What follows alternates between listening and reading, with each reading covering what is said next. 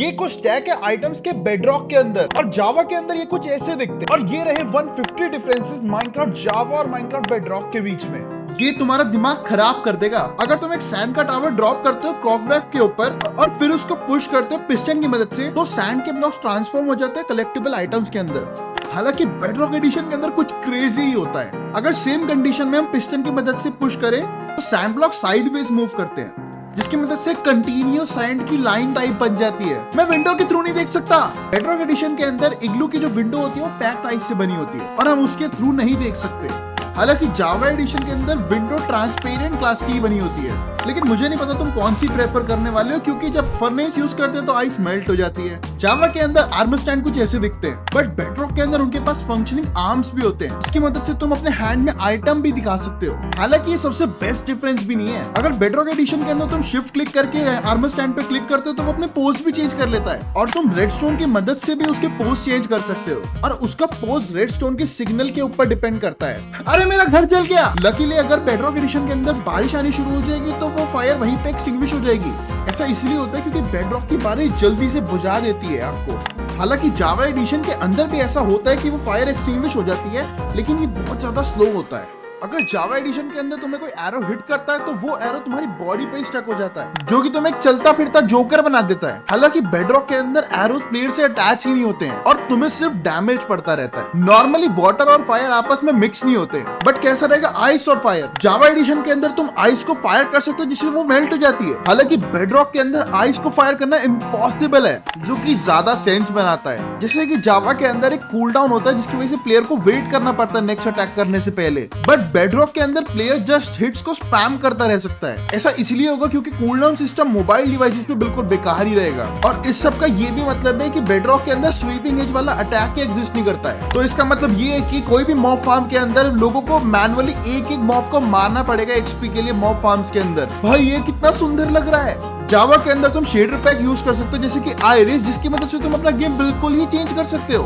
But ये mode bedrock के अंदर नहीं है। उनके पास अपना एक RTX मोड है जो कि ऑलरेडी गेम के अंदर एडेड है और बस एक टॉगल बटन से ऑन हो जाता है। ये दोनों आपस में बिल्कुल सेम तो नहीं लगते, लेकिन ये दोनों अपनी अपनी जगह पे बहुत बढ़िया है। मैं एंड पोर्टल के ऊपर कैसे खड़ा हूँ? बेडरॉक एडिशन के अंदर अगर तुम एंड पोर्टल के नीचे फेंस लगा दो तो तुम पोर्टल के ऊपर डायरेक्टली स्विम कर सकते हो। बट अगर सेम सेटअप को जावा एडिशन में ट्राई किया जाए तो आप तुरंत टेलीपोर्ट हो जाओगे एंड के अंदर। कैसा लगा मेरा घर बेडरॉक के ऊपर? हालांकि ये चीज सिर्फ जावा के अंदर ही अलाउड है, क्योंकि जावा के अंदर आप बेडरॉक के ऊपर भी ब्लॉक प्लेस कर सकते हो, बट बेडरॉक एडिशन के अंदर तुम बेडरॉक के ऊपर प्लेस ही नहीं कर सकते क्योंकि वो आपको अलाउ ही नहीं करता है उस साइड पे प्लेस करने को। जावा के अंदर जब तुम बेबी हॉर्स को ग्रो करते हो तो वो अपने अडल्ट वेरिएंट के अंदर कन्वर्ट हो जाता है, लेकिन बेडरॉक के हॉर्सेस बहुत ज्यादा रियलिस्टिक हैं। हॉर्सेस धीरे धीरे करके अपना साइज बढ़ाते हैं जैसे कि रियल लाइफ के अंदर होता है और फुल एडल्ट वाली स्टेज तक आ जाते हैं। जावा के अंदर जब तुम मरते हो तो एक सिंपल डेथ स्क्रीन आता है। हालांकि बेडरॉक का डाइंग एनिमेशन बहुत ज्यादा बढ़िया क्योंकि उसमें जूम आउट एनिमेशन टाइप आता है। जावा के अंदर सैल्मन ऐसी दिखती है और ये सारी सेम सी होती हैं, बट बेडरॉक के अंदर सैल्मन फिश 3 डिफरेंट साइजेस के अंदर आती है। ज्यादा साइजेस की वजह से ओशन बहुत ज्यादा बेटर लगता है। जावा एडिशन के अंदर पिगलिन रेल्स की मदद से रुक जाते हैं गोल्ड को लेने से, लेकिन बेडरॉक के पिगलिन्स ज्यादा स्मार्ट होते हैं पार्ट ढूंढने में अपना। बेडरॉक के अंदर जो ग्राइंडस्टोन्स होते हैं उनको एक सपोर्टिंग ब्लॉक चाहिए होता है, वरना वो टूट जाते हैं। हम इसकी मदद से क्लिक कर सकते हैं कि हम ग्राइंडस्टोन की एक बहुत लंबी लाइन बना सकते हैं और फिर उसका सपोर्टिंग ब्लॉक तोड़ देंगे तो एक चेन रिएक्शन जैसा एनिमेशन टाइप दिखेगा तुम्हें। जावा के अंदर जो एडवांसमेंट मेन्यू होता है वो बहुत ज्यादा कंफ्यूजिंग होता है क्योंकि बहुत ज्यादा ब्रांचिंग वगैरह होती है। हालांकि बेडरॉक का GUI बहुत ज्यादा क्लीनर है, जहाँ पे तुम्हें परसेंटेज भी देखने को मिलती है कि तुमने कितनी परसेंट अचीवमेंट्स पूरी कर रखी है और उसके अलावा कितनी तुम अचीवमेंट्स एक्वायर भी कर सकते हो वो भी देख सकते हो। पता नहीं कोई रीजन से बेडरॉक एडिशन के अंदर ऊपर एक छोटा सा डूड होता है जो तुम्हें दिखता रहता है और वो दिखाता भी कि तुमने कौन सा आर्मर पहन रखा है, लेकिन वो ज्यादा यूजफुल नहीं होता है, तो बस ऊपर अपने मजे ही कर रहा होता है। जावा के अंदर बेड कुछ ऐसा दिखता है और बेडरॉक के अंदर ऐसा। जावा के बेड के पास एक 3D स्ट्रक्चर होता है और बेडरॉक के बेड्स के पास 2D स्ट्रक्चर होता है। और तुम बताओ कौन सा तुम प्रेफर करते हो? अगर जावा एडिशन के अंदर तुम एक स्लाइम पे एनविल फेंकते हो तो एनविल डैमेज लेती है, बट बेडरॉक एडिशन के अंदर अगर तुम सेम करते हो तो एनविल कोई भी डैमेज नहीं लेती है, जो कि ज्यादा सेंस बनाता है। एक बेबी डॉल्फिन है क्योंकि सिर्फ बेडरॉक एडिशन के अंदर ही एग्जिस्ट करती है। यहाँ पे सिर्फ 10% डॉल्फिन ही बेबी डॉल्फिन स्पॉन होती हैं और ये बहुत ज्यादा क्यूट होती हैं और 5% नॉर्मल स्क्विड और ग्लोइंग स्क्विड भी बेबी की तरह स्पॉन होते हैं। हालांकि अभी ये सारे बेबी क्रिएचर सिर्फ बेडरॉक एडिशन के अंदर एग्जिस्ट करते हैं, लेकिन इनको ब्रीड करने का अभी भी कोई तरीका नहीं है।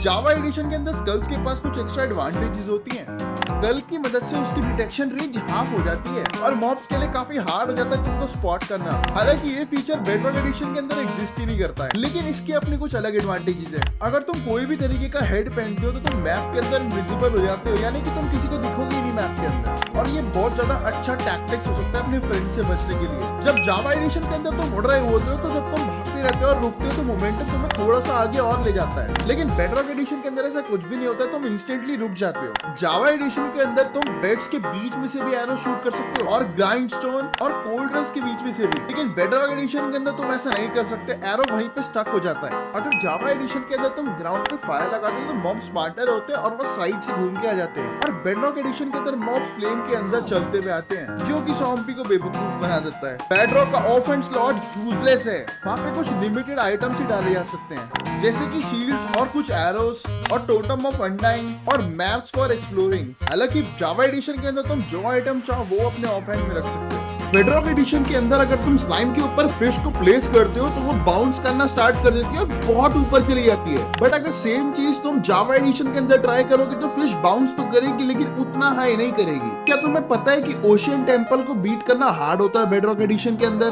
बेडरॉक एडिशन के अंदर अगर तुम मिलिट्रिंग करते हो माइनिंग फटीग को हटाने के लिए तो जो एल्डर गार्डियन होता है वो तुम्हें इंस्टेंटली इफेक्ट दोबारा दे देता है, लेकिन जावा एडिशन के अंदर अगर तुम मिलिट्रिंग करते हो तो तुम्हें 1 मिनट मिलता है घूमने के लिए, जिसके अंदर तुम्हें कोई माइनिंग फटीग दोबारा नहीं मिलता है, जिसकी मदद से तुम्हें चांस मिलता है कि तुम ओशियन टेम्पल को और एक्सप्लोर कर पाओ और गोल्ड को चुरा के भाग भी सको, वो भी बिना एल्डर गार्डियंस को हराए। ध्यान से देखो इस पर्पल सर्कल को। बेडरॉक एडिशन के अंदर तुम एक लिविंग सर्कल का कलर चेंज कर सकते हो, उसके ऊपर डाई लगा के तुम्हें जो भी कलर चाहिए तुम्हें मिल जाएगा। मुझे रेड पसंद है, लेकिन जावा एडिशन के अंदर ऐसा कुछ भी पॉसिबल नहीं है। अगर तुम ऐसा ही कोशिश करते रहोगे तो तुम्हारे मुंह पे वो बुलेट मार देगा। अगर जावा एडिशन के अंदर तुम पिस्टन की मदद से किसी भी फर्नेस या फिर चेस्ट को पुश करने की कोशिश करोगे तो वो ऐसा नहीं करता है, बट बेडरॉक एडिशन के अंदर अगर तुम ऐसा ट्राई करते हो तो एंटिटीज को पुश भी किया जा सकता है। बेडरॉक एडिशन के अंदर स्नो बहुत ज्यादा रियलिस्टिक लगती है। अगर तुम स्नो के नीचे वाले ब्लॉक को ब्रेक कर देते हो तो स्नो के पास एक फॉलिंग एनिमेशन भी है जो कि बिल्कुल सिमिलर है सैंड की तरह। और इससे ज्यादा इंटरेस्टिंग बात यह है कि तुम स्नो लेयर प्लेस कर सकते हो फ्लावर्स के नीचे,